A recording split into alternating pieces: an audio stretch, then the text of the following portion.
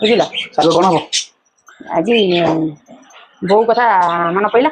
ବୋଉ ସବୁବେଳେ ଘରେ ଆମର ସଜନା ପତ୍ର ଆଳୁ ଆଉ କଦଳୀ ପକେଇ ତରକାରୀ କରେ ହେଲା ବଢିଆ ବାସ୍ନା ହୁଏ ତରକାରୀଟା ସେଉ ପକେଇକି ତରକାରୀ କରିଛି ସଜନା ପତ୍ର ପଡିବ ଆଳୁ ପଡିବ ଆଉ କଦଳୀ ସଜନା ପତ୍ର ଆଳୁ କଦଳୀରେ ହବ ଜବରଦସ୍ତ ଆଜି ତରକାରୀ କରି ଆଚ୍ଛା ହଉ ବୋଉ ପ୍ରାୟ ଟାଇମ ଘରେ କରେ ପରିବା ପତ୍ର ନଥିବ ଘରେ ହେର ନଥିବ ସେଇ ସମୟରେ କଦଳୀ ତ ବାରିରେ ଘାଞ୍ଚ ହେଇଯାଏ ପ୍ରାୟ କରେ ମୁଁ ବହୁତ ଦିନ ହେଲା ତରକାରୀ ଖାଇନି ଆଜିକାଲି ଛଡା ପରିବା ଅଛି ଯେ ବେଳେ ବେଳେ ପରିବା ଥିଲେ ବି ମାନେ ଇଚ୍ଛା ହୁଏ ନା କରିବାକୁ ଯେମିତି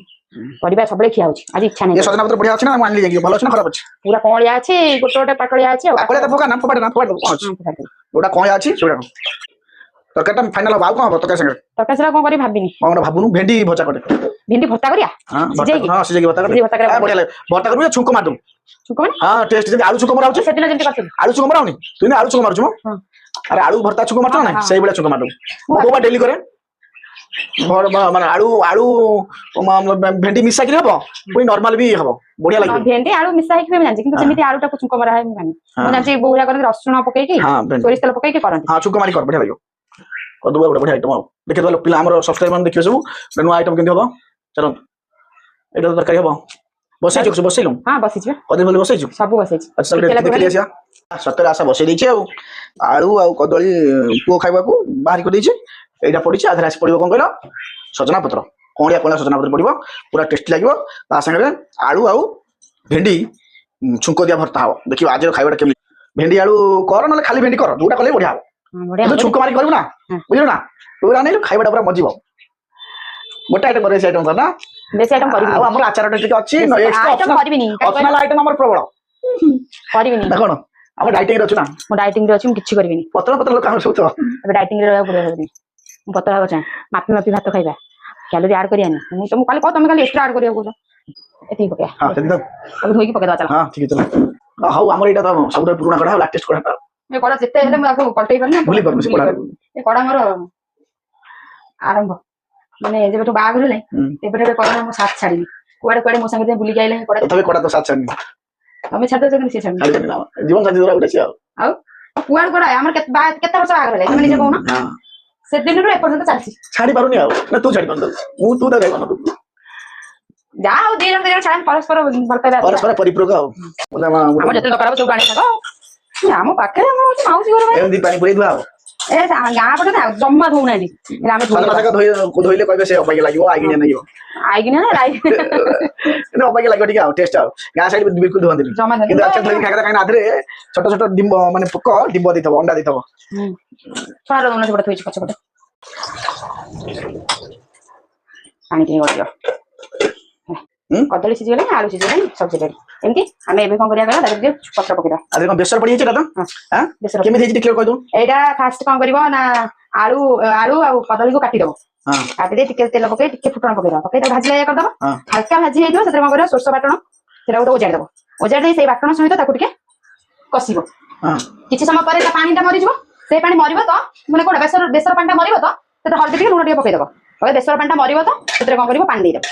ହେଲା ଯୋଉ ଆଳୁଟା ଯାହା ବି କଞ୍ଚା ଥିବ କଦଳୀଟା କଞ୍ଚା ଥିବ ବୁଝିପାରୁଛ ସେ ପାଣି ସାଙ୍ଗରେ ସେ କଣ ହବ ପୁରା ସିଝିଯିବ ପାଣି ଫୁଟିଲା ପରେ 5-7 ମିନିଟ୍ ପୁରା ଫୁଟିବ ଫୁଟିକି ସେମିତି ଆଳୁ ଆଉ ଇଏ ସିଝି ଆସିବ ଲାଷ୍ଟକୁ ଶାଗକୁ ବାଛିକି ରଖିଥିବ ଧୋଇ ଧାଇକି ପକେଇ ଦେଇ 5 ମିନିଟ୍ ପାଇଁ ଘୋଡେଇ ଦବ ବାସ୍ ଶାଗଟା କାହିଁକିନା ପଡିବ ଉଠିବ ବେଶୀ ସମୟ ଯେହେତୁ ଇଏ ହଉଛି ଏ ଶାଗ ଟିକେ ସିଝିବା ଦରକାର ସେଥିପାଇଁ ତାକୁ ପକେଇଦବ 5 ମିନିଟ୍ ପରେ ଖୋଲିଦବ ହେଇଗଲା ରେଡି ଆଉ ତା ବାସ୍ନା ଗୋଟେ ଡିଫରେଣ୍ଟ ବାସ୍ନା ଆସିବ ଏଇଟା କରିଛି ପୁଅ ଟିକେ ରାଗୁଆ ଜିନିଷ ଖାଇବା ଭଲ ପାଇ ତ ତାହେଲେ କେମିତି କଷା କରି ରଖିଛି ଟିକେ ଖାଇବ ଭଲ ଲାଗିବ ମୁଁ ଟିକେ ଦେବି ତାକୁ ଟିକେ ଦେବି ଏତିକି ରଖିଛି ଆଉ ଯୋଉ କଣ କହୁଛ ଭେଣ୍ଡି ଟିକେ କରିଦବା ଆଉ ଫରମାଇଶ ମୋ ସ୍ୱାମୀଙ୍କର ଭେଣ୍ଡି ଖାଇବେ ଭେଣ୍ଡି ଆଚ୍ଛା ଭାଗ୍ୟକୁ ଭଲ ଅଛି ଯେ ପାଖରେ କାଲି ରାତିରେ କେତେ ବର୍ଷା ହଉଥିଲା ଲୋ ବୋପା ଦୁମ ବର୍ଷା ନିଦ ଭାଙ୍ଗିଲା ମାନେ ଦୁମ କଣ ଏତେ ଜୋର ହଉଛି ମୁଁ କହିଲି ପୁଅ କେମିତି ସ୍କୁଲ ଯିବ ଆଜି ପୁଅ ସ୍କୁଲ ଯିବ ସକାଳ ଦେଖିଲା ଯାଇ ବର୍ଷା ନାହିଁ ଦେଖନ୍ତୁ ପାଗ ବହୁତ ସୁନ୍ଦର ଅଛି ଦେଖନ୍ତୁ ଉପରକୁ ଦେଖଉଛି କପଡା ପତ୍ର ସମସ୍ତଙ୍କ ବାହାରେ ଶୁଖୁଛି ଖରା ଟିକେ ଟିକେ ହେଇଛି ଓଦା ହେଇଥିଲା ମୁଁ ଯେତିକି କପଡା ଶୁଖେଇଛି ଆମର ବି କପଡା ବାହାରେ ଶୁଖୁଛି ଭେଣ୍ଡିଟା ଭଲ କି ନ ଧୋଇଲେ ମାନେ ଭେଣ୍ଡିରେ ବେଶୀ ବାଲି ଆସେ କାହିଁ କହିଲ ଏଇଟା ଧୁଆ ହେଇକି ଭଜା ହବ ଡାଇରେକ୍ଟ ମାନେ ଛଡା ଛଡି ନାହିଁ ଚୋପା କଞ୍ଚା ଭେଣ୍ଡି ମୁଁ ଖାଇଦିଏ ଗଛରୁ ତମେ ଲଗେଇଛ ଖାଇଲେ ଅଲଗା କଥା ହାଟରୁ ଧୂଳି ନୁହଁ ତାକୁ ଭଲ ନ ଧୋଇଲେ ଖାଇବ ହଉ ଆମର ଧୁଆ ହେଇଗଲା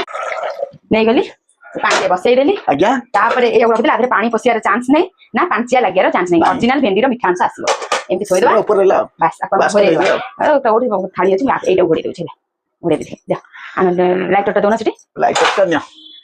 ଯେହେତୁ ଆଜି ସ୍ୱାମୀଙ୍କର ଇଚ୍ଛା ଅଛି ଭେଣ୍ଡି ସିଝା ଖାଇବାକୁ ବାସ୍ ସିଝା ଥାଉ ଏପଟେ ଆମର ଆଳୁ ଆଳୁ ପକେଇଦେଲେ ନାଇଁ ତ ଭଲ ହେଇଥାନ୍ତା ତରକାରୀ ହେଇଛି ଦେଖ ତରକାରୀ ତରକାରୀ ରେଡି ଆମେ ବେଶୀ ଝୋଳ ତ କରିବା ୱାହ। 2 ଜଣ ଲୋକ କଣ ଆଜି ଖାଇବାଟା ଜମିଲା ଆଉ ଏନା ତରକାରୀ ତମେ ଖାଇଛ ଭେଣ୍ଡି ଏଟା ହଉଛି କଣ ନା କଦଳୀ କଦଳୀ ଆଳୁ ଆଉ କଦଳୀ ଆଳୁ ତରକାରୀ ସଜନା ପତ୍ର ପଡିବ ଏକ୍ସଟ୍ରା ଅପସନାଲ ବଢିଆ ଅଛି ତ ତମକୁ ଖାଇବାକୁ ଦବାର ଅବହେଳା କରିବି ସଫିସିଏଣ୍ଟ ଖାଇବାକୁ ଦେଇଛି ତମେ ବି କହିପାରିବନି ଯେ ଇଏ ଖାଇଦଉଛି ମତେ ଦଉନି ଖାଇବାକୁ ହେଲା ଏ କଥା ତ କହିପାରିବନି ନା ଲୁଣ କଥା ମୁଁ ଗ୍ୟାରେଣ୍ଟି ଦେଇପାରିବିନି କଣ ହେଇଥିବ ଲୁଣ ପଡିବ ଯଦି ଲୁଣିଆ ହେଇଯାଇଥିବ ବି ମତେ କହିବନି ପାଟି କରିବନି କହିଦେବି ତମକୁ କରିବ ନା ପାଟି କାଇଁ କରିବ ରେଡି ଗୋଟା ଗୁଡ଼ା ସିଝେଇଥିଲି କାଳେ ବାଇ ପୋକ ପୋକ ଥିବ ସେଥିପାଇଁ ଏମିତି ସବୁ କାଟିକିରି ତାକୁ ସବୁ ଛୋଟ ଛୋଟ ପିସ୍ କରି କାଟିଦେଲି ଏମିତି କରିଦେଲି ତାପରେ ଏଥିରେ ଆମେ କଣ କରୁଛୁ ଏତେ ଗରମ ଅଛି ତ ହାତରେ ନୁହଁ ଏଥିରେ ଆମେ ଭଲସେ ଚକଡ଼ି ଦେବା ଚକଡ଼ି ହେଇଯିବ ବଡ ଜାଗା ନେଇଯିବ ନା ଛୋଟିଆ ଜାଗା ନେଇଯିବ ନେଇଯିବ ବଡ଼ ଜାଗା ବଡ ଜାଗା ନେଲେ ଚୋପିବା ପାଇଁ ଛୋଟ ଜାଗା ଆକୁ ଏମିତି ଚକଡ଼ି ଦେବା ଟିକେ ଟିକେ ହବ କାହିଁକି ନା ଆମେ ଯୋଉ ଏବେ ପକେଇବା କଡ଼ାରେ ସିଏ ବି ହେଇଯିବ ହେଲା ଏମିତି ନର୍ମାଲି ଆମର ହେଇଗଲା ସବୁ ଆଉ ଦରକାର ନାହିଁ ଏମିତି ଥାଉ ଆମେ ଏବେ କଡ଼ାରେ ପକେଇବା ବେଶୀ ମେଲ୍ଟ ହେଇଗଲେ ଭଲ ଲାଗିବନି ହେଲା ରସୁଣ ଏଠି ରସୁଣ ଟିକେ ଛେଚି ଦେଇଛି ହେଲା ଆମେ ପକେଇକି ଛେଚିଦବା ଛେଚ କଡା ଆଜି ଲାଗିଯାଇଛି କଡା ବର୍ତ୍ତମାନ ତାତିଗଲାଣି ଗରମ ଆମେ ଏବେ କଣ କରିବା ସୋରିଷ ତେଲ ମାରିଦବା ତେଲ ଟିକେ ଛାଡିଦବା ସୋରିଷ ତେଲ ପକେଇବା ବେଶୀ ତ ଆମେ ଖାଉନୁ ଡାଇଟରେ ଅଛୁ ଆଚ୍ଛା ହଉ ଡାଇଟରେ ଅଛି ଜାଣିପାରୁଛନ୍ତି ବର୍ତ୍ତମାନ ଡାଇଟ୍ କରୁଛି ସେଥିଲାଗି ତେଲ ଫେଲ ଏତେ ଖାଉନି କାରଣ ଏତେ ଜଲ୍ଦି ତ ମତେ ଖାଇବା ଛାଡି ପାରିବିନି ଧୀରେ ଧୀରେ ଟିକେ ଛଡା ହବ ଅଳ୍ପ ଟିକେ ସୋରିଷ ରଖିଥିବା ଜିରା ହେଲା ଯେହେତୁ ଆମର ପଞ୍ଚୁଫୁଟଣ ଅଛି ସେଠି ଫୁଟିଗଲା ରସୁଣ ଟିକେ ଖାଲି ହାଲକା ଭାଜି ହେବା ପାଇଁ ରଖିଦେବା ହେଲା ରଖିଥିବା ଭେଣ୍ଡିକୁ ଏଥିରେ ପକେଇବା ହେଲା ଯେମିତି ଆମେ ଲୁଣ ପକେଇ ନଥିଲେ ବୁଝିପାରୁଛ ଲୁଣ ପକେଇ ନଥିଲେ ନା ଆମେ ଲୁଣ ଟିକେ ଟିକେ ପକେଇଦବା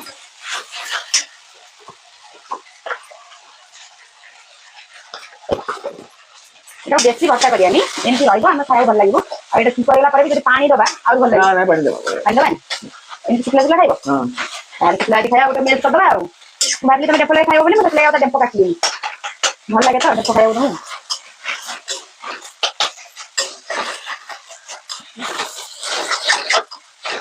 ପଖାଳ ତ ମସ୍ତ ଲାଗିବ ଖାଇବ ପଖାଳ ନା ଥଣ୍ଡା ମଣ୍ଡ ରଖି ଖାଇଲେ ବି ହନ୍ତା ପଖାଳ ଖାଇବ ତରକାରୀ କଲି ଆଉ ପଖାଳ ଆଉ କେବେ ହେଲା ଆରେ ଗୋବର୍ଦ୍ଧନ ଘିଅ ପକେଇବା ନହେଲେ ହଁ ଗୋବର୍ଦ୍ଧନ ଘିଅ ଆମର ତ ଅଛି ଗୋବର୍ଦ୍ଧନ ଘିଅ ଆଉ ଆମ ମୁଁ ଖାଉଛି ତମେ ସେଦିନ କହିଲା ମୁଁ ଖାଉନି ଖା ଖା ଖା ଦେହଟା ସୁସ୍ଥ ରହିବ ନା ହେଲା ରେଡି ହେଇଗଲା ଆମେ ଏବେ କିଛି ସମୟ ଏମିତି କରିଦେଲେ ତାପରେ ଆମେ ଆକୁ ପଞ୍ଚାଶ ଜାଗାରେ ପଡିଯିବ ଖାଲି ପକେଇଦେଲେ କଣ ଭେଣ୍ଡିର କଞ୍ଚା ଅଂଶଟା ପଳେଇଲା ଫୁଟଣର ବାସ୍ନା ଗଲା ରସୁଣର ବାସ୍ନା ଗଲା ଲୁଣ ଫୁଣ ପଡିଛି ଆଉ ଆଦେହରେ ଯଦି କଞ୍ଚା ଲଙ୍କା ଛେଚି ପକେଇଦେଲେ ଭଲ ହେଇଥାନ୍ତା ଯଦି ରସୁଣ ଏଇ ଲଙ୍କା ବାସ୍ନା ହବ ଭଲ ହେଲା ପାଇଲେ ପଛରେ ଲଙ୍କା ଲଗେଇ ଖାଇପାରିବ ହେଲା ହେଇଗଲା ତାକୁ ବି କାଟିଦେବା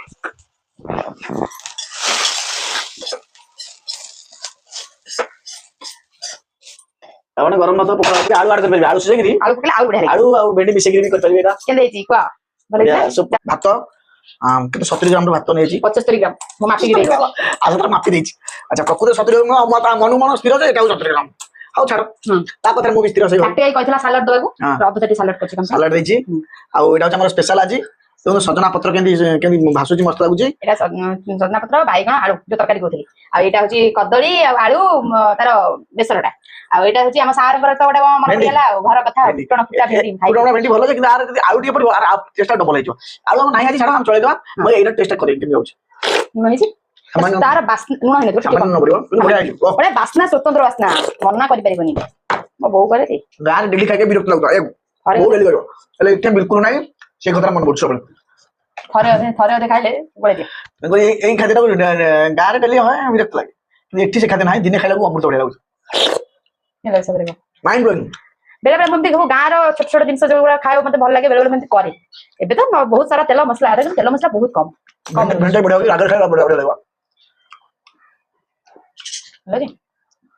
ତ ଆଜିର ভিডিওটি ଆପଣମାନଙ୍କୁ କେମିତି ଲାଗିଲା ଆପଣମାନେ କମେଣ୍ଟ ମାଧ୍ୟମରେ ନିଶ୍ଚିତ ଜଣାଇବେ ଚ୍ୟାନେଲକୁ ସବସ୍କ୍ରାଇବ କରିବେ ଭିডিଓଟିକୁ ସେୟାର କରିବାକୁ ଜମା ବି ଭୁଲିବେନି ରହୁଛୁ ଜୟ ଜଗନ୍ନାଥ।